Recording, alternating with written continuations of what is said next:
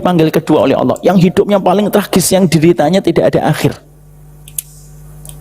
Ya, kalau ngelamar akhwat ditolak, ngelamar kerja tidak diterima, kalau datang tidak dihitung, pulang tak diantar, datangnya tak menggenapkan yang ganjil, paling perih lah hidupnya, Pak.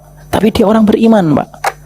Maka Allah berkata kepadanya, kamu orang yang paling menderita ketika hidup di dunia. Ya Allah, ya saya paling menderita, nggak ada yang ngalahkan penderitaanku. Akulah orang yang paling malang di dunia. Dan itu betul, Pak, bukan hanya lirik nyanyi dangdut, itu betul-betul liriknya dia hidupnya. Saya orang paling menderita. Lalu Allah mengatakan ini tempat surga, dan tempat ini yang kamu nanti dimasukkan. Lalu Allah celupkan dia ke dalam surga, satu celupan tok, celup, ditangkat oleh Allah untuk menjadi tester sekaligus menjadi hanes review dan hanes testimoni. Lalu diletakkan di depan seluruh manusia, ditanya sama Allah, kamu orang yang paling menderita hidup di dunia, tapi kamu penduduk surga, dan baru saja aku celupkan kamu ke surga.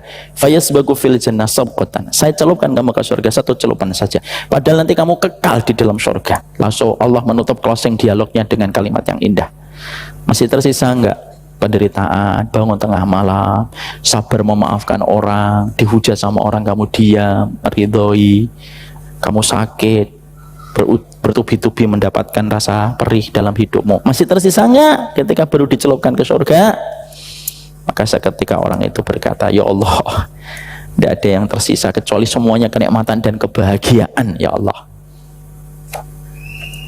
Padahal dia belum masuk ke surga. Itulah yang dimasukkan oleh Allah, fa'ammal ladzina su'idu fafil jannah.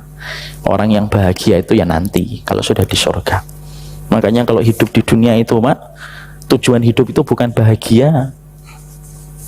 Tujuan hidup itu beribadah. Ada yang susah, tapi itulah cara dia beribadah kepada Allah. Ada yang gampang. Makanya maaf, jangan menyembah kepada Allah dalam satu huruf dan satu kondisi. Kalau Bapak beribadah, terus ibadah Bapak itu mendatangkan kebaikan, Bapak terus beribadah. Tapi kalau Bapak beribadah, sekalinya Bapak ketika beribadah terus-menerus tiba-tiba mendapatkan ujian, Bapak meninggalkan ibadah. Jangan.